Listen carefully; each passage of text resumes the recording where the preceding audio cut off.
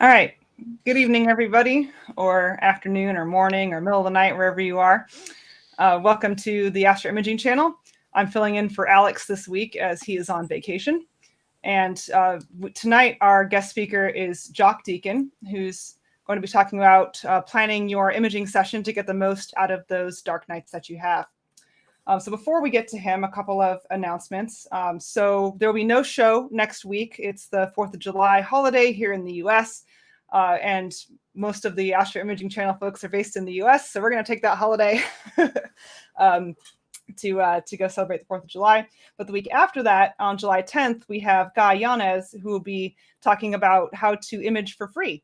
So I'll be curious to see what he has to say on that front, on how to do free or potentially just very cheap astrophotography. We'll see what he has to say. Another announcement on the YouTube front, I've started creating some clips of shows that some of our past shows where there's a segment that was talked about that is like it could be its own little tutorial, basically. So I've started to create some of those, and I'll share my screen and show you where you can find those.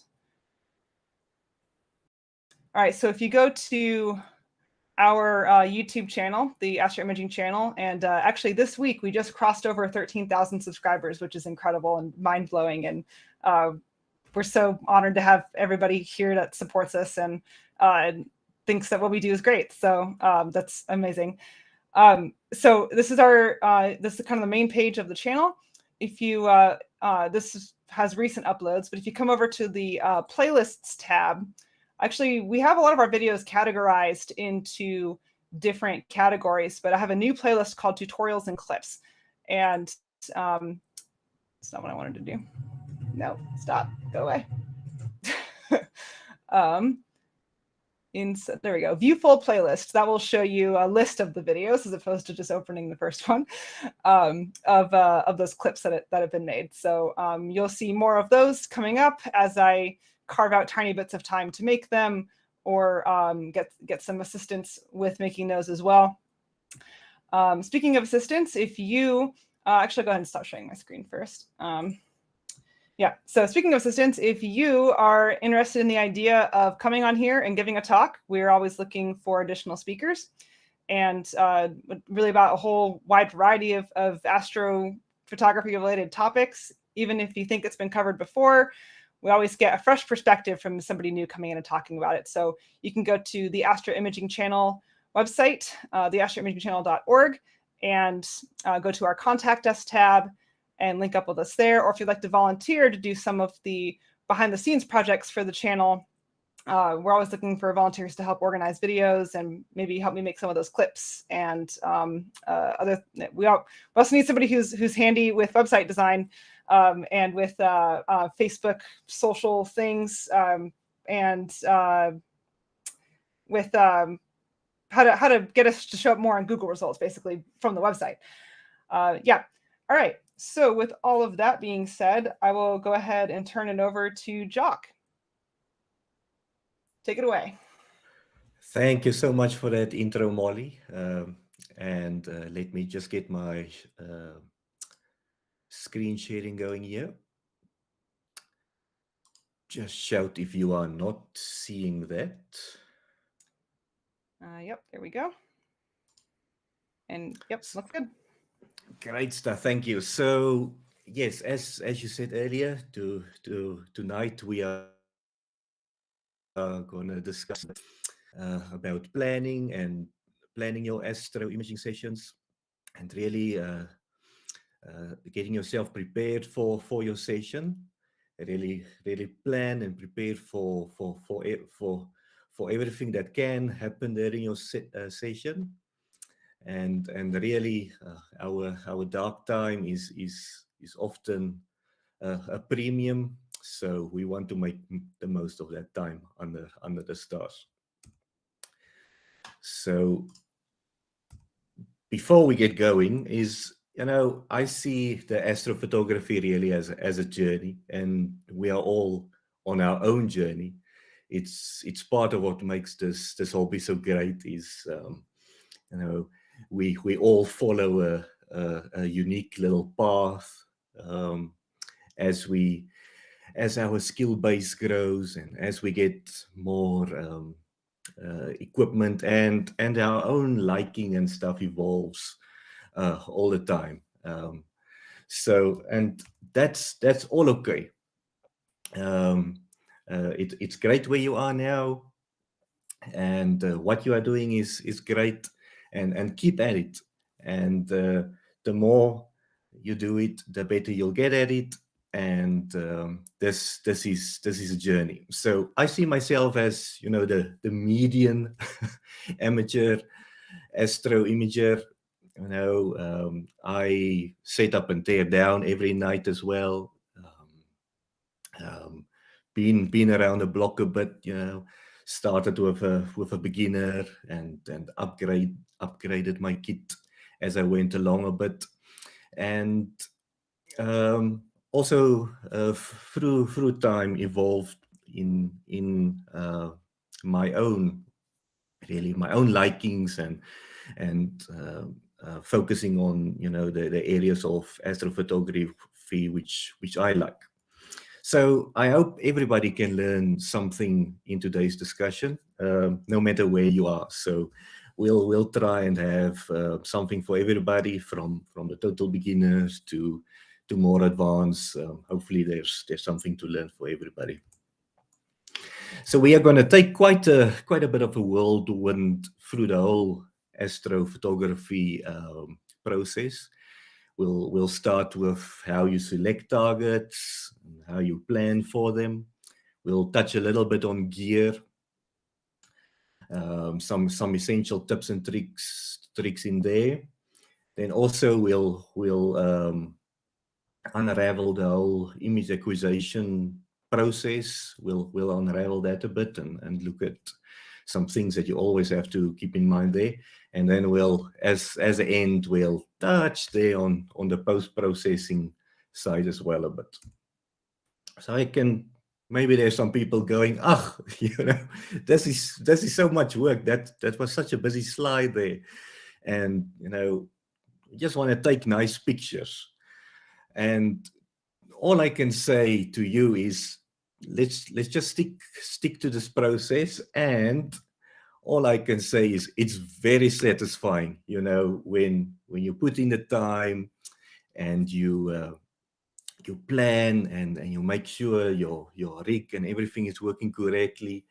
It's so satisfying that first time when you get that first 3-minute or 1-minute sub exposure coming in and appearing on the back of your camera or on your laptop. That's such an amazing feeling. So and everything we do through our planning and preparation stages is for that. It's that amazing feeling where everything is going right and that beautiful image start to appear right in front of your eyes, and you go. The plan is coming together. We nailed it this time. So let's dive straight into it, and we will start with target selection. So there's so much to explore out there. We live in such an amazing universe, and there's really something for everybody. I think we're all familiar with, you know, the Messier and the NGC objects. And then you'll start to see, if you delve down a bit, there's the IC catalog. You know, that's 5,000 objects. Then you'll encounter some odd catalogs like the Sharpless and the GUM. You know, that's huge hydrogen regions, amazing for narrowband imaging.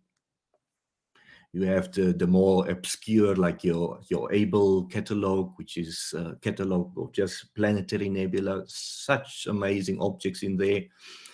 Then something that me myself has been diving in a bit is, you know, your dark nebulas. So there you have the Bernard and the Lens catalog there.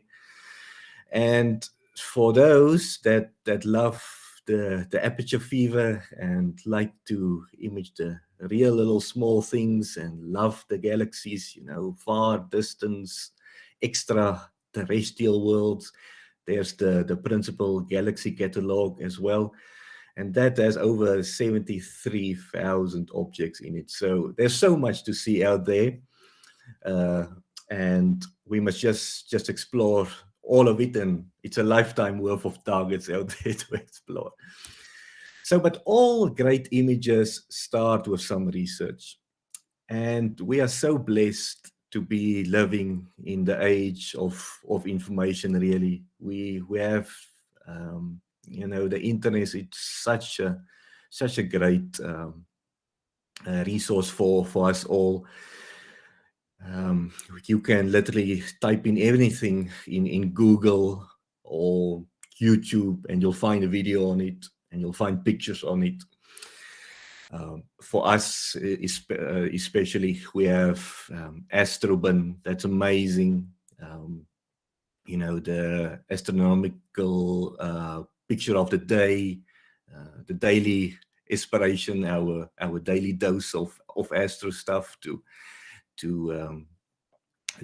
keep us motivated and inspired, I guess. And there's so much to learn on cloudy nights and the forums like Stargazers Lounge, and also the great resources that's there, like Telescopius, that helps you with planning. I don't know if you can remember when we still use these here in the bottom left, printed media. Don't throw those away. You know, the monthly magazine Sky and Tell, Sky at Night in the UK. That's there.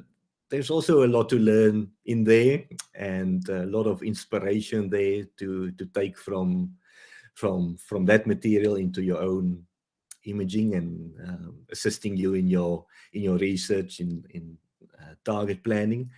There's some beautiful publications available, you know, typical pictorial coffee table books like this one. I love this one, Treasures of the Southern Sky. So much inspiration in a publication like that. And yeah, there's actually a lot of written material in our hobby. You know, 100 best astrophotography targets. That's a great resource. There's a lot of resources like that available, printed media, and even just, you know, publications like yearly in South Africa, the Sky Guide is released, and there's so much to learn in that. I buy it and always have it handy in that calendar year. Then also in your research stage of target planning and stuff, you'll interact with planetarium software. There's a lot of great planetarium software available today. Free solutions like Stellarium, more advanced things like the Sky by Software Bisque. And also what's really nice is in the mobile world, you know, you can get a whole planetarium these days on your iPad or your phone, and you can explore and research these targets wherever you are. You don't even need just a computer anymore. Anywhere you are, on the bus or on the train, you can do some research and look at stuff. And also even these days, the acquisition software or the scheduling software like Nina have amazing tools available to assist you with your planning and your research stage. So please do make use of them. So now that you have something in mind, usually you see something on Astro and you go, yo, that's an amazing target. I really want to image that for myself. Now you have to come up with a game plan. How are you gonna tackle this target? So I always go through this little process where I ask myself a few questions. So the first one is, where is this target? And you can then find the celestial coordinates of it, and that will be your RA and DEC coordinates.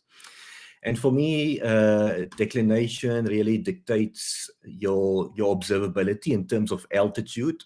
And I always do this little formula in my head. I go 90 minus my latitude and minus altitude that I am comfortable imaging in. So for me, it will be 90 minus 27 minus 30, and that gives me 33 degrees declination max. So I would go in my head if I encounter a target and I see, look, in your hemisphere. So for me, everything with negative declinations is southern hemisphere target. So we can see all of them. But the opposite hemisphere, they will have positive declinations. So for me, really the cut is like 33 degrees. Then something gets quite a bit low for me to effectively image. But sometimes we do push the limits a bit on that. So that's just a very nice little formula that you can do. And obviously your minimum altitude, your comfort level might be a bit different, and that's all fine. And this little thing, I actually found this on the right hand side, is actually when one of these flat earthers maybe crosses paths with you. That's actually a hypothesis that you can do a little calculation like that to prove to them that the Earth is really round. they are among us, so have this ready when you encounter one of them. And then your iteration really dictates the seasons. So we can think of the solar system, as a big clock, and the Earth moves through this clock through the year, and we see a different view of the universe as the Earth goes around in this clock kind of analog.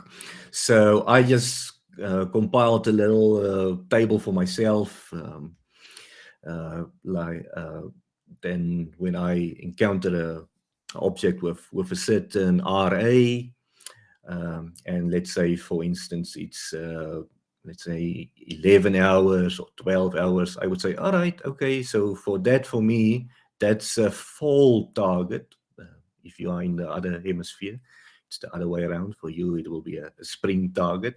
If I encounter something 23 hours, 1 hour, I would say, all right, no, that's for me, that's a spring target. For you, it will be a fall target in the other hemispheres. So just some very interesting things to keep in mind.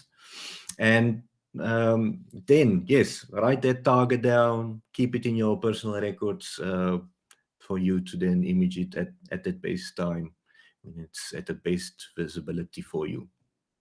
The next question really is how big is this thing? These galaxies and stuff. We know it's they are huge objects in the sky, but they're also very far away. So all of the astronomical objects will have a apparent size, and that's usually expressed in degrees, minutes, and seconds.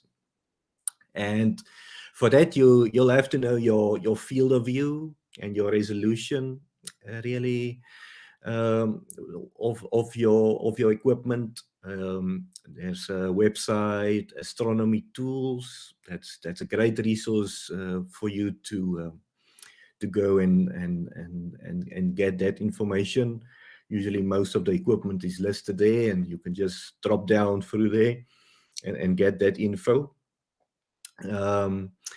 But also most of these planetarium software, your stellariums, your sky safaris, they also have that functionality where you can put in your equipment and then generate this info that you will need. So just for illustration purposes, so this is my my equipment. So my field of view is almost like 2 degrees across. This is a picture that I took of the sculpture galaxy here. So you see, this is starting to get a bit small on my sensor, and so I put down here as a guideline for everybody is as a minimum you want to stay like between 1/5 and 1/8 of, you know, when something is only a tenth of your sensor, you know, a little yeah, it's difficult to really resolve some good detail in that scenario. Don't say you mustn't do it, but that's a guideline. And then obviously Jose also a few weeks ago showed us the amazing mosaic. So there's no there's no limits of the maximum size of stuff that you can image.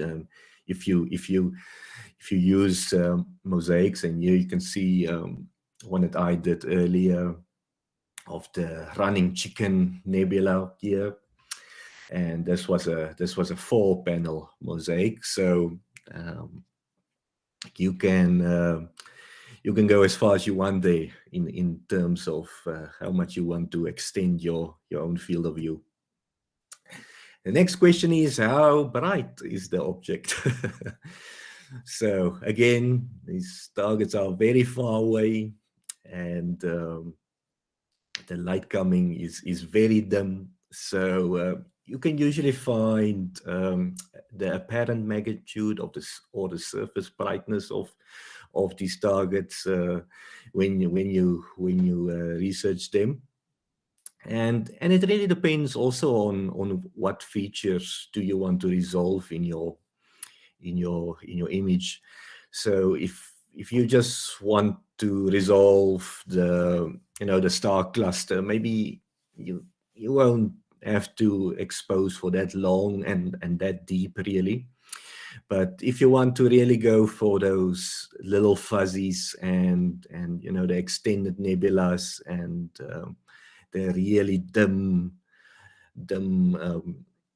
background details and stuff, then you really have to expose for longer and also collect much more data. So and at this stage, you know, this is a bit trial and error always with this. So just as an example, I imaged Able 35. It's this little odd duck of planetary nebula. You see, so this was a 10-minute exposure at bin 2 with a CCD.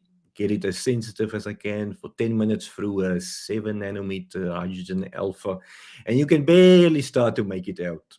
This has an apparent magnitude of 13 plus, I believe. So it's very, very, very dim. While something like Omega Centauri, the king of all globular clusters in our skies, you know, it's visible by with the naked eye, and has a magnitude of like 4 maybe. Yeah, I had to take like a 10-second exposure, bin one by one through a luminosity filter, just not to overexpose that core. So during your game plan definition, you really have to think about that as well. How bright this target is, and how you're gonna handle it from an exposure kind of view, is how do you want to tackle it. And then the last one is, what type of object is it? You know, is it just a star cluster? Then you'll probably stay with just narrowband, you know, or one-shot color, normal spectrum. But just, and also as this example showed, this is the Carina Nebula, and it's not 100% fair comparison here. But if you scrape away all the visual and almost say the broadband light from it, these nebula complexes can look amazing in narrowband, and there's so much to see there that it's often quite worthwhile to give them a go with a good set of narrowband to really pull out all of the detail and all of the interesting stuff beyond just broadband light in there. Then I just last one on your research stage is really must give like a shout out to Telescopius. It's really a one-stop shop. It's very powerful, and all of this information that we just talked about in the last couple of slides you can find in there. What's very nice is it actually when you log in and you are a registered member, you get all of your information of the current night. You know, when does the moon rise, when does the moon set, sunrise, sunset, and even a little bit of weather forecast for you. Don't trust it always, but it's a good start. And what's so amazing is it puts all of this information really at your fingertips. And what I really like is there's a lot of powerful filtering as well as sorting capabilities on this platform. So, you know, all of those stuff that we talked about, if you want to filter on, let's say, the size of an object, you can absolutely do that. You can filter on, let's say, surface brightness. You can absolutely do that.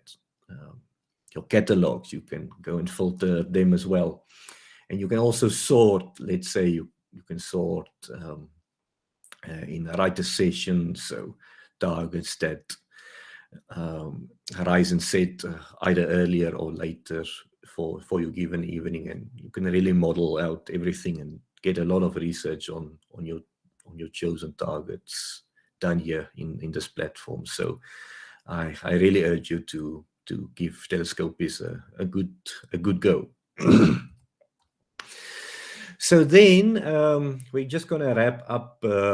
Framing for me is extremely important when I do my planning. You know, and we'll circle back to this a bit later. But the way you compose your image can really make or break the image. And sometimes, you know, when I'm scrolling through Astro or something, I see somebody, you know, putting in 15, 18, 20 hours in an object. And when I see it, I think, yeah, this data set could just have done so much with just a bit a different framing. And, you know, you'll sometimes you'll see something in a corner that is cut off by the picture. Just spending some time at this stage of your framing can really help your final image out, and try to think a bit about some creative, you know, compositions, trying to maybe frame and balance not just one target, but if your field of view is a bit bigger, maybe two targets, you know, and balance them out in your final frame. So where it usually starts is you can start to get a feel for the object, and start with framing in your favorite app. So, you know, this is just Sky Safari, a view there. So yeah, I explore a little bit how I want to frame this little prawn nebula in Scorpius. I start to play a bit with that. Then you can get a bit more advanced, you know, here's Telescopius with M42.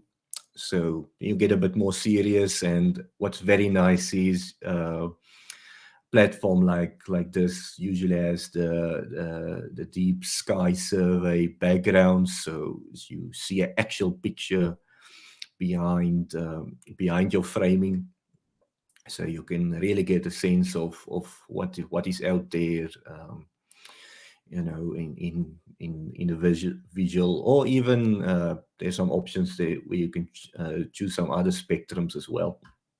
You can really get a sense of what's going on around your target. And then what I then do is, and I'll quickly show you guys in Photoshop, is I take it one stage further.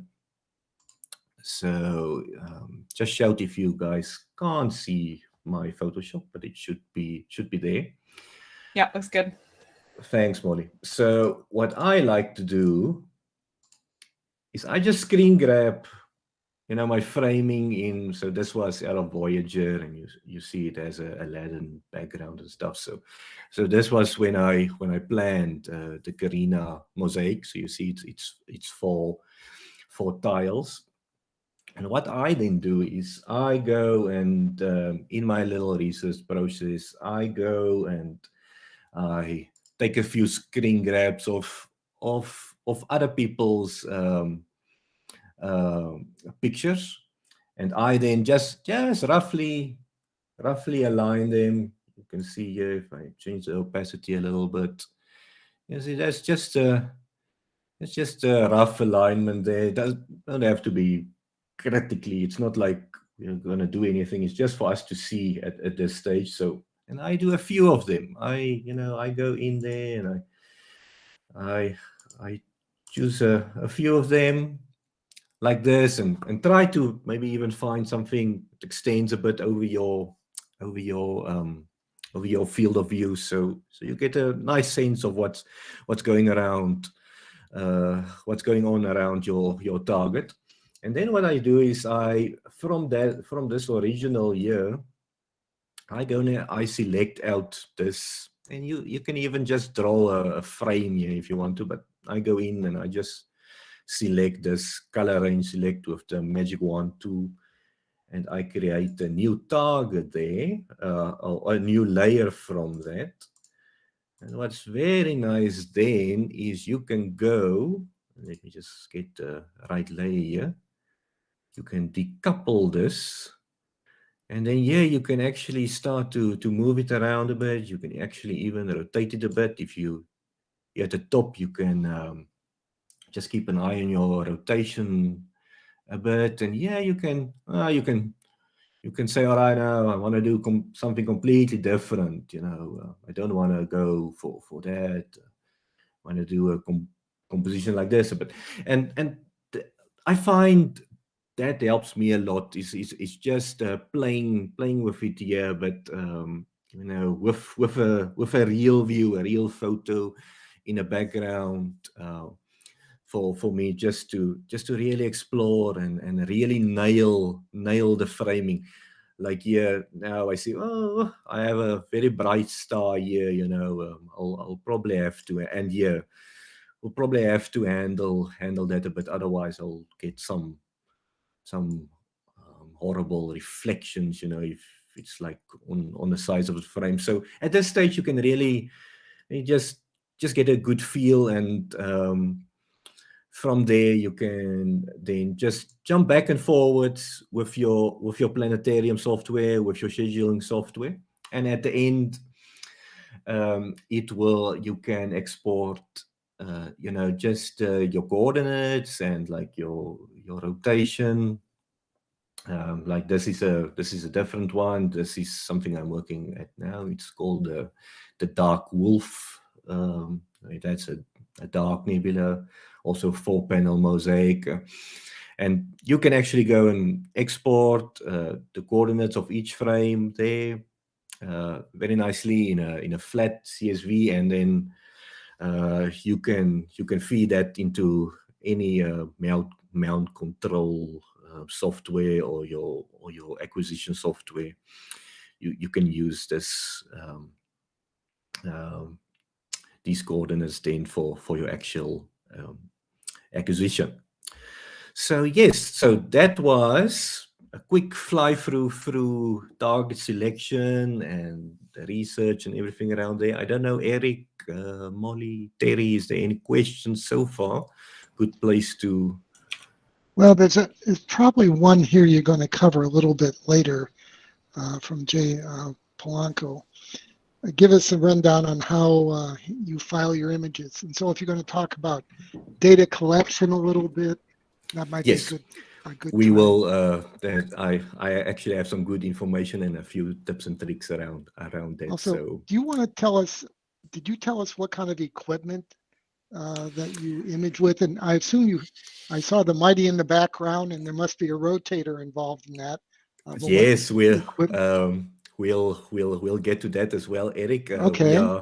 We are now in gear setup, so you'll see a bit about my gear, and I'll show you guys a little bit of how my setup looks. And can you do everything? Another question, in one step in Telescopius? Yes, you can. So that's why I said that's really a one-stop shop. Is you can find your targets firstly in Telescopius. You can plot them out, how they're gonna go through the night, and what time of the year maybe you want to shoot them. Then you can do the framing in Telescopius as well, like we saw. You can export that as CSVs that you can later use in your acquisition software. Then you can do your framing and your exports there. And Telescopius also now you can upload some images. So a lot of the more popular targets have some images and stuff. So you can even see a bit what other people has imaged and how this thing look as well. So that is really a nice one-stop shop for the whole planning process. And you had a picture of Nina, a screen grab. Is Nina your acquisition software? I or are you going to get to use, that later? We'll get to that as well. Okay. I've been following the Nina evolution a bit, but I'm personally a Voyager, a Starkeeper Voyager user. Okay. But I think we'll get into that. That's everything. Why don't you continue on? Thank you. So now we're gonna dive a bit into the gear setup. So just here we get everything ready for that big imaging session. Really you have to be comfortable with your gear. Let's start diving in to that, and a lot of the stuff you have to do when the sun is still out. You really don't want to fiddle at the back of your rig when it's dark and cold outside. There's nothing as frustrating as that. So what you can do in the sense of preparation stuff, you should really be doing to make life easier for yourself a bit. So let's first talk a bit about where you image from. Do you visit a dark sky site? Do you image in your backyard? And there's some considerations that you have to think about when you are selecting your site. So the first one is just where is it, and what kind of obstructions you have around you, the light pollution, security considerations. So we all our horizon usually looks like this. There's trees and everything in there. You have to be aware of that and how you're going to handle that when you're actually imaging. A lot of us stare into the brick wall faces of the neighbors' mansions. So just how does that influence your horizon, and what will be possible for you to image and when. Light pollution, I know. I think all of us deal with that in some manner. Others more than other. If you're blessed with a dark remote site, maybe not so much, but for the median guy like me, it's always consideration. And then also don't forget security concerns. You know, our equipment is a substantial, you know, monetary investment. So think of how you are going to secure that, and where you're going to set up, and make sure your gear is secure. And then and obviously I don't know what other challenges you have. This bloke has some some challenges there with wild animals. So if you have something like that, you know, raccoons in the night, or a bear um, walking around in your neighborhood, I don't know. Just keep stuff like that when you are setting up and you choose your location. Just keep everything in mind. Then the next one is the celestial pole visibility. How important is that to you? Obviously, we have to align our equipment with the celestial pole. We'll have a little discussion around polar alignment coming up next. But for a lot of people that is important. So keep that in mind. And then your local horizon. So that is very important, because it really dictates where certain targets become visible to you, and how things move through your own unique sky conditions. So if possible, try to model it. There's a lot of ways you can do it very simply. You can be a bit more advanced. So I guess most of us has a smartphone with a gyro and a compass in it. So I just used a Theodolite little app. You can actually go, and with your phone, you can actually go and trace your horizon like this with the phone, and take some points on your horizon, and export that into email yourself the CSV output of that, and then you can import that into any kind of planetarium software. Here's mine modeled in the Sky X. So that's my little window into the universe. It always looks looks much worse than it is when you look at it like this, but that's just reality, and that's what the typical amateur with suburban skies is faced like. This is your little window into the universe. So, and then just a general tip. It might take you a few times setting up to get going. Maybe try a few different. Try the east side of your house, and try the west side of your house. Try the front yard, try the backyard. See what works, and how does your horizon work. Maybe give it a few shots, and maybe you'll find just that perfect one where all the street lights are blocked by the neighbor's roof line, and a tree in your yard or something. You'll find that exact spot that works the best for your own circumstances. So, as I said earlier, you really want to be doing this kind of complex thing where you put everything together during the day, and when you have time. You really don't want to be doing this outside when it's cold and dark. So this is just my imaging train at the back of the Takahashi FSQ 106, and so this is my imaging train. Here's the CCD, the filter wheel, micro focuser, and all the adapters, and the rotator. And a little useful tip really here is to make yourself these kind of system charts what I call them is so this chart is just a representation of what's at the back of the scope.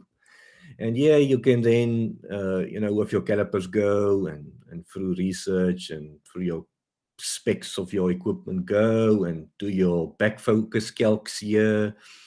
And this just gives you a better understanding of your gear and, getting the spacings and everything right and getting it set up optimally. And it's really best practice to keep something like this on file, because in a year or two maybe I want to add an off-axis guide now, or I buy a new camera. Then you start from square one again. You have to measure everything out again, doing your back focus calcs and stuff. So keep something like this on file somewhere. I've done this it's probably not the best job, but for me it's fine. I've done this in PowerPoint. Even if you just hand draw something in your own thing, put in the filters, the thread sizes here, put all the relevant information on your little chart and keep it on file somewhere where you can get to when you want to make a change in your rig or your setup. You have this on, and it makes it much easier. You are not starting from square one again. Then really, you have to have a good understanding of your gear, and this slide really just shows some information around your camera or your detector. So as you saw, I have an older CCD, little SBIC ST 8300 on the back there of the scope, as you saw there. So I'm now the proud owner of a new QHY 600 CMOS sensor, and even for me, it gets a bit daunting. There's now readout modes, and there's gain settings and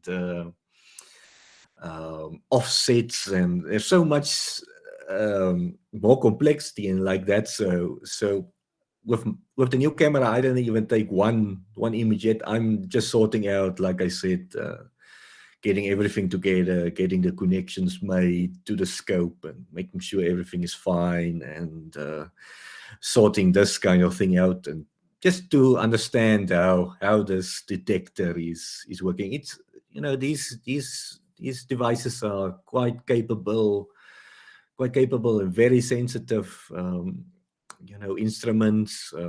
So you must handle them like that. You must really understand what they do. And a good place to start is, just take the time to look at your bias, your dark and your flat calibration frames. I think a lot of time we build this thing, PixInsight helps us to build this calibration frame so quickly. We don't even look at them anymore. So just take the time to really go and look at what your sensor is doing in a bias frame. Go and look, how does a dark look, and how does your flat look? So where are those pesky dust bunnies? And that will go a long way when you are troubleshooting or something goes awry. This will help your detective work quite a bit there. And so you can do a lot of these these measurements that I have here. You can do a lot of them yourself. So here's just my my 8300 sensor, and in basic CCD parameters in PixInsight. Here's mine, and my sensor performs exactly to spec. If we look at something like full well, it's stated 25,500. Okay, I have 24,800 there. Read noise is 8 electrons. I have 8.1. And the gain, the prototype had 0.38, and exactly I think mine is the same as well. Yeah, as 0.377. So yeah, measure yourself. Measure, do a little.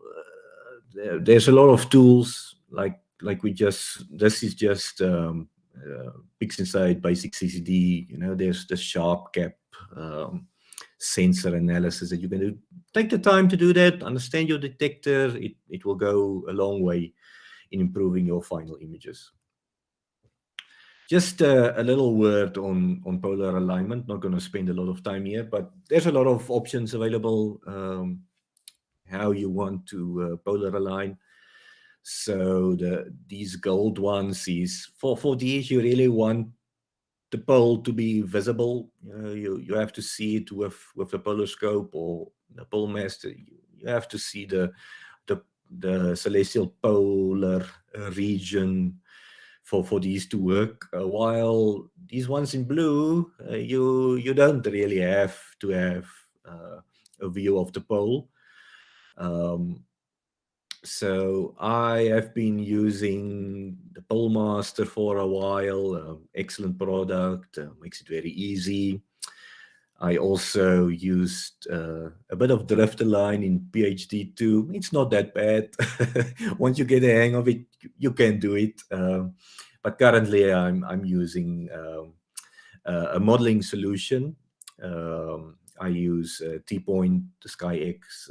Personally, it just makes it so easy, and I also don't need to see the pole so for that to work. So actually, from where I am imaging, I can't see the pole at all because I actually use a tree in my yard to block most of the street lights coming in. So and that tree also blocks the polar region for me. So so this kind of thing is excellent for me. And people obsess about polar alignment. You must also keep in mind there's probably never going to be a perfect polar alignment. There's so much refraction of air and stuff happening. So based on what the focal length you are, you can really sometimes stop when it's good enough. If you are guiding or something, that will pick up some of the slack. And if you are not taking that very long exposures, field rotation won't really get to you that quickly. So sometimes, good enough is in fact really good enough in the sense is you don't have to chase can almost say arc second polar alignment if you are shooting at 300 millimeter focal length. It's not necessary.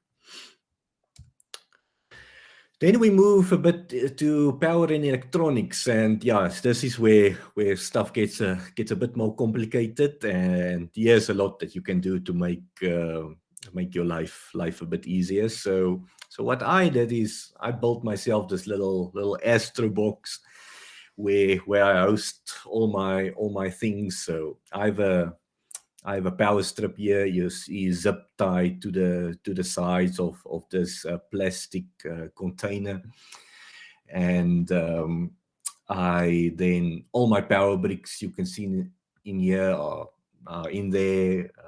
I don't have to deal with them. Everything is kept inside there. Cables are nice and coiled up in there, nice and neat. Can probably be a bit neater, but that's fine.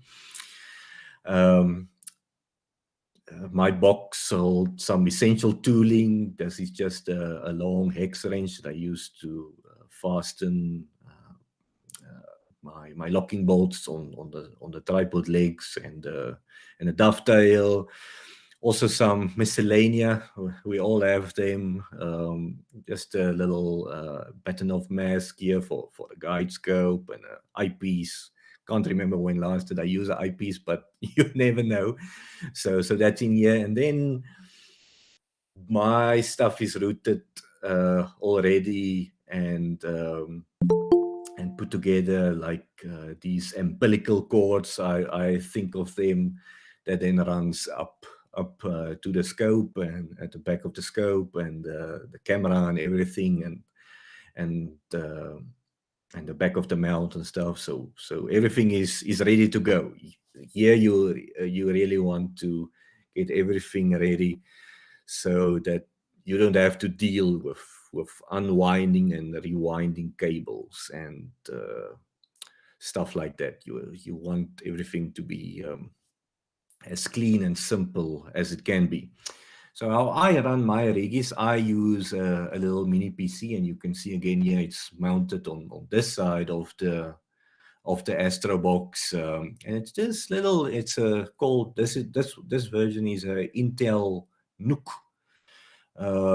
So as you can see, it relatively fits in the palm of your hand here. Very nice little thing, and that's really an important one, is that I can really advise you to run your rig from really a dedicated setup. It can be an old laptop, or it can be a little mini PC like this, or anything, but really to have that dedicated platform for there, that you don't use your work laptop or something to do your image acquisition, or try to battle with 50-foot USB cables from your desktop computer inside your house, outside 30-foot USB. Those solutions don't really work. It's a lot of headaches, and so I can really recommend. And these are not that expensive solutions. They are quite cost effective, and you don't need a state of the art computer to run a rig. Buy a little second-hand unit from eBay. And exactly what I did is I bought this little second-hand unit, and it's perfect for that. So the next question really is then, I don't have a screen now. How do I interface with this thing? So how you do that is you operate it in what we call headless mode. So you don't have a screen connected, but you just through over your own local network, you interface with this thing through a screen sharing or a support application like TeamViewer or Remote Desktop, Splashtop, any desk. There's also a lot of solutions there available. So that's how you interface with this thing. But just be careful, like this is you have to run a pretty tight ship. You have to prepare everything, get everything ready. There's a lot of preparation in running something like this. IP addresses, static IP addresses. Make sure your connections is robust and everything works, because you can't readily just troubleshoot here. So you have to make sure that everything works optimally before you take a solution like this for first light under the stars. You have to do quite a bit of testing in that, but works very nicely. We'll look a bit into that a bit, but I can log into my rig outside through my desktop computer or a laptop. I can log in through my iPad, and literally actually from anywhere in the world, argumentatively, I can run the rig. So if you want to go out for something, keep the rig running, you can do that, and you can check in through your iPad or your iPhone, or you can log in and have access to your rig from, as I say, everywhere. I see, before we move on, I see Alex joined. Alex, do you maybe want to say a quick hello?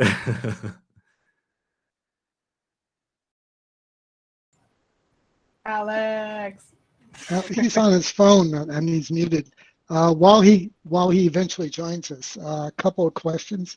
You Okay, didn't sure. mention a guide scope or an off-axis guider. I assume you have one, and you do guide. The next slide, Eric.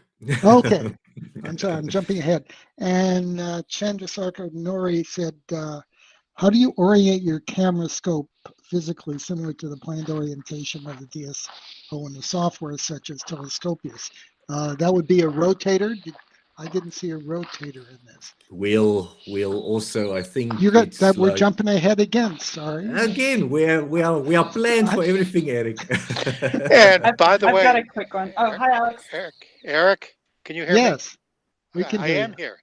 I am here. I am signing Yes, we in see you. from I don't know, some campground just west of Rocky Mountain National Park, and we have another night of clouds, as you can see. Aww. And I'm playing hooky, but let me not interrupt, Jacques. Thanks for recognizing me, but back to the program. Thanks, Alex. So another question.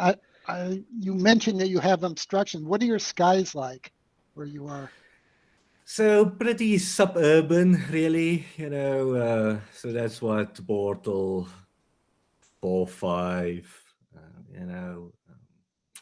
and then pretty average seeing, nothing spectacular or so on. So yeah, just a median. Again, I'm just a median as amateur, really, with median conditions. I have a question real quick as well. Yes, Molly. Have you developed a solution for getting better cooling on your Nook? 'Cause my Nook is not happy running at super hot temperatures. I have exactly that, and I see it's for me what it's struggling a bit with is pulling the Sky X. The Sky X it seems like it's really power hungry. Yeah. So mine also runs like high 70s. I have a little monitoring app that I have on all my rigs. So I keep an eye on the temp. So mine runs into the 70s, which is okay. But yeah, maybe it is. I also thought maybe it's good to in this Astro box maybe to build in some extra fans. I usually keep it open a bit. Yeah, I keep it open a bit, a little, so that some air can actually get into it and circulate a bit. So usually, just for us that are not on the metric system, when you say 70 degrees, you're talking Celsius. Sorry. Oh yeah, and well, as far as like a processor temperature, it's measured in Celsius in pretty much every application. So, like mine sits at about 80 Celsius when it's a hot day, and it's totally open. But I'm thinking about putting it in a box with fans and like a big giant heat sink. I was just wondering if you had come up with anything for that yet. Yeah, no, I'm also exploring options like that. Okay. So yeah. Or if you're bored, you could cook your breakfast or something on it. Yeah, you can start. You're gonna get an early start on breakfast. Yeah. Yeah. All right, we digress. Please go ahead. I run a small industrial PC, which is like a brick with a heat sink all the way around it, so there's no fan on it. And it also has a bunch of serial ports for all the old stuff. Yeah, there's so if you actually start doing some research on it, there's and it feels like every week there's a new solution with, you can get these little stick computers, that plugs in like literally in a USB and you have a whole computer there. Other solutions might be,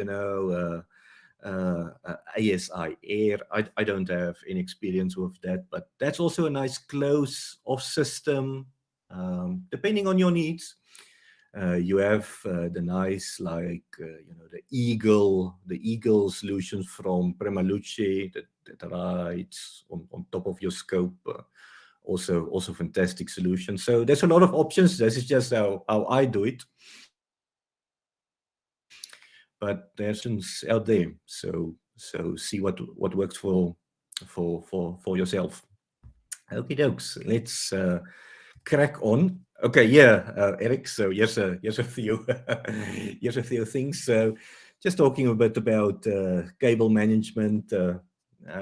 I trust we can all do better than the picture on the left. You see there, Eric. It also talks about the coffee maker that you have plugged in your rig. So you see, so really, we want to try and avoid that, and it doesn't have to be rocket science. It can be simple, like mine. So you can see now my entire rig. It's Paramount Mighty with the Takahashi FSQ 106, the FLI PDF focuser, the SPIC 8300 monochrome with the filter wheel, and then yeah, I still use a little guide scope. I know Richard 2 weeks ago said guiding must die. Hopefully soon it will die for me as well, but not quite yet. And you can also see just here how little Astro box fits exactly in this. So everything is nice and rooted. You can see those umbilical cords going up to the back of the telescope. Nice and constrained, nice and easy. Nothing is trailing on the ground, or nothing is hooking. And maybe some tips around yes, yeah, labeling your stuff is a good idea. You can do better than my effort. That's just paper labels with penciled in keywords here. Nobody else have to understand your labels but you.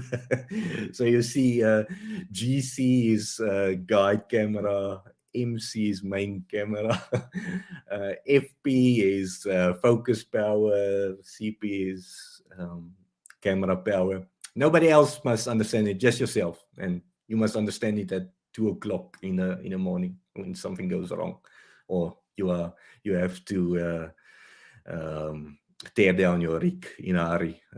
It's good to have those labels on hand. Oopsie. Sorry, guys. I just have a little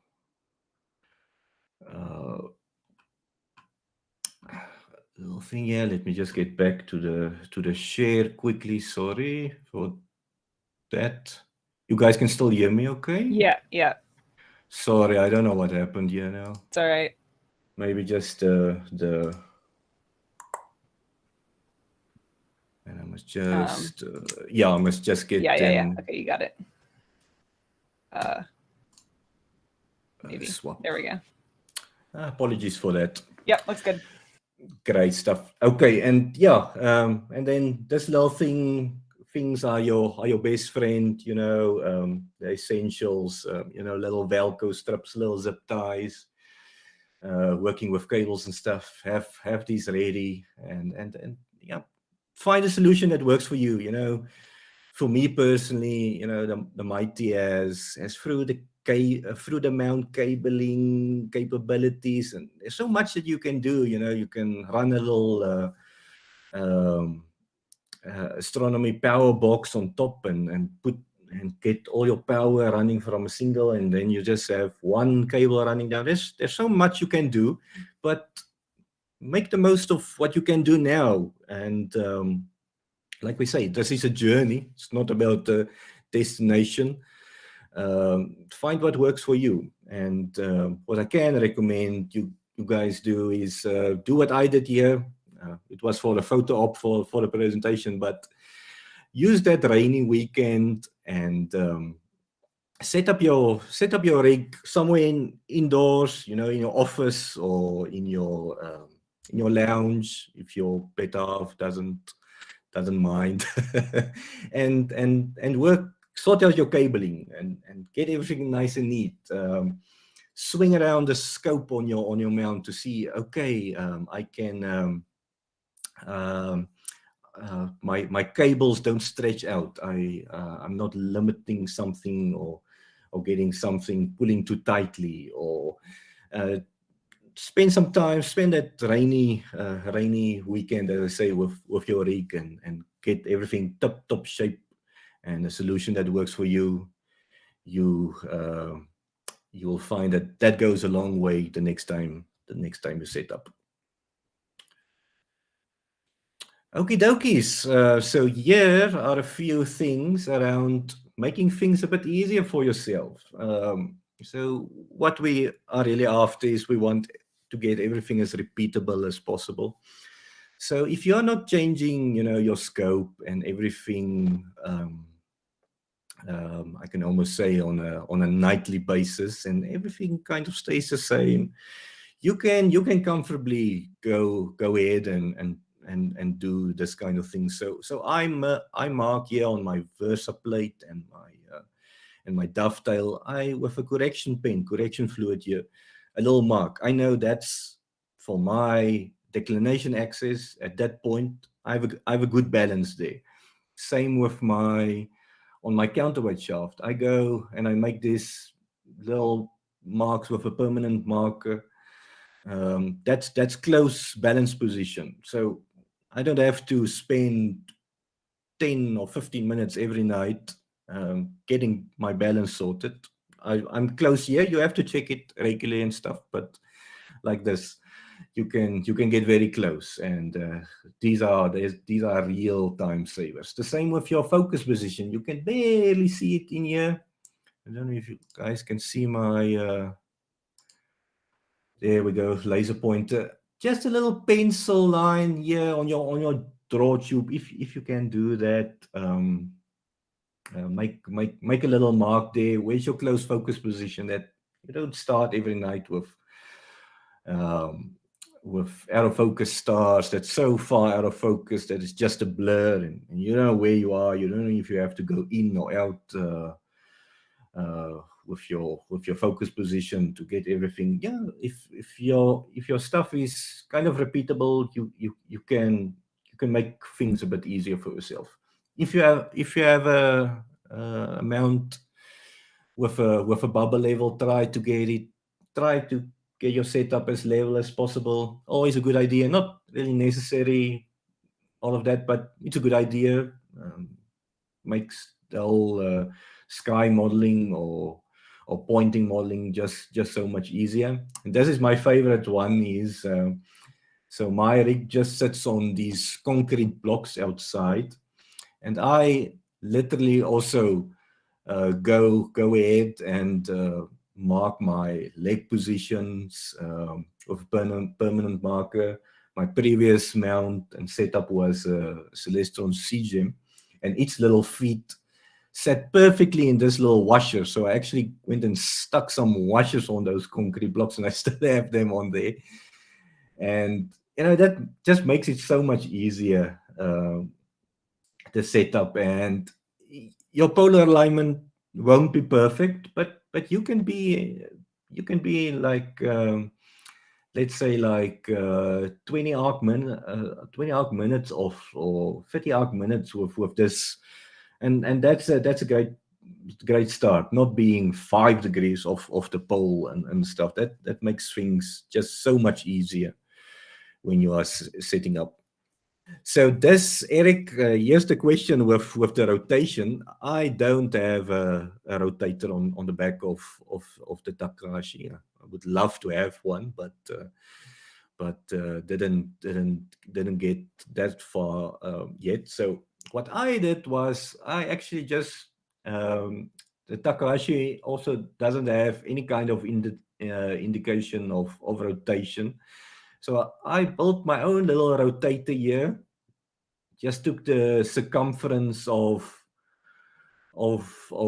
this part at the back of the focuser draw tube. You see it's and then just scale the little ruler to 0 to 360.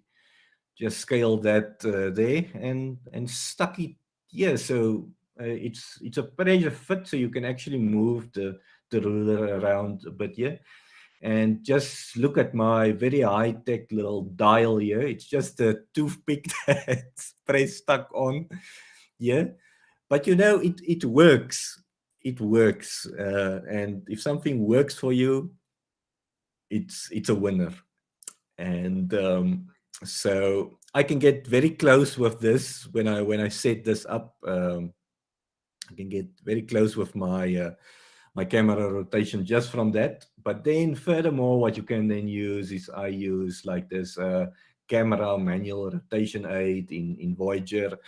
I know Nina has something similar. Not so sure about Sequence Generator Pro.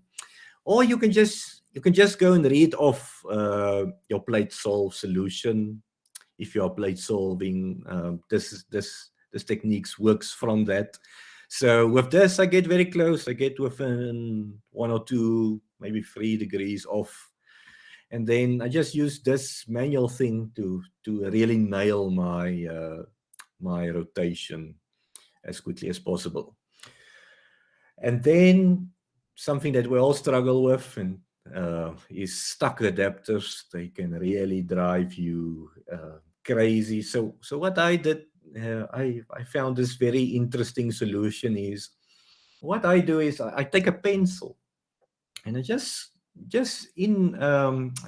rub some of the pencil lead into the grooves of the threads and so on. You can actually see the dust, the graphite dust here that's accumulating here, and I just work my way around a bit inside the adapter. And you know, the lead in your pencil is made from graphite, and graphite is actually quite a good lubricant. So if you put down some of the graphite on a paper and you feel with your finger, you'll feel that it's quite soapy and it's quite smooth. And I found this to be a very useful little trick to help you. So I lubricate especially the parts that I screw off and on quite a bit, like the camera. I do this regularly, just working a bit of graphite into the threads, and that seems to make a good difference. Makes it a bit easier, and stuff doesn't tend to get stuck so much. So yes, that's everything on gear. I don't know if there's any questions, maybe. Jacques, could I ask how much more you have to present? I'm halfway through. The next sections is a bit shorter. You know, Jacques, if you'd like, we can get you some more time later. No, it's fine.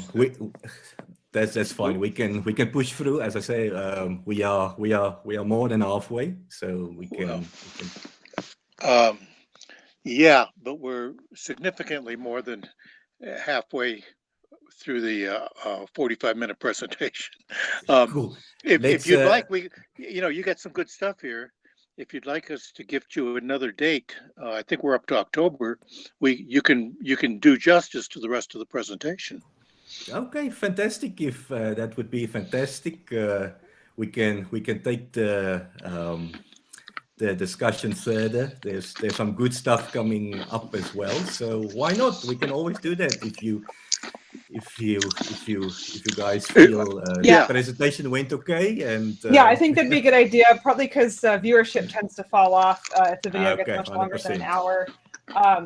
But I mean, we want you to be able to do the rest of your talk justice. 100%. No, that's fantastic. Then would love to be back. Okay. Well, that sounds like a better solution than rushing through it. Great stuff. Thanks. I don't know if there was any other questions, Eric, or there have been some discussions about rotators, but it's mostly between the people that are online. Yeah. Yeah, so that's really essential for me, you know, is nailing. It's essential for your framing, you know, is to nail that orientation. And whatever works for you, try to do that. And you know that solution you have where you make a tape that just goes around, and as I've actually done that myself. The trickier part was measuring the circumference and getting the right scale so it exactly You'll fit on the...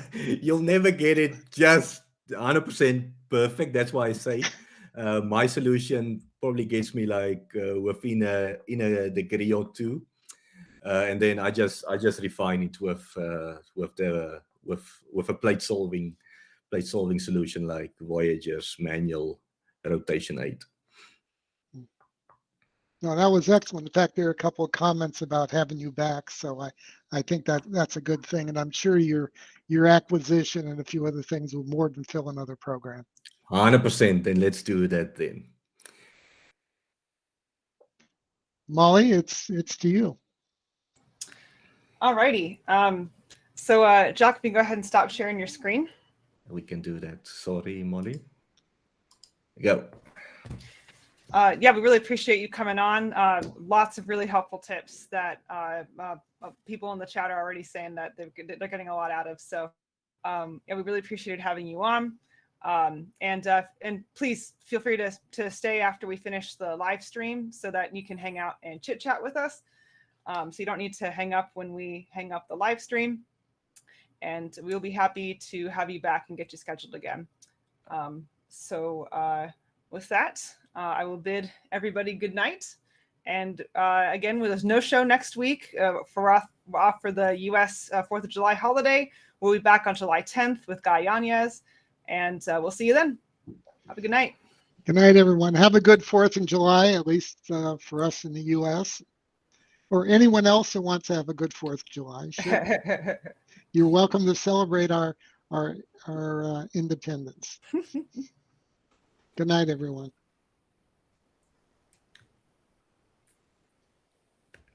Terry, it's with you.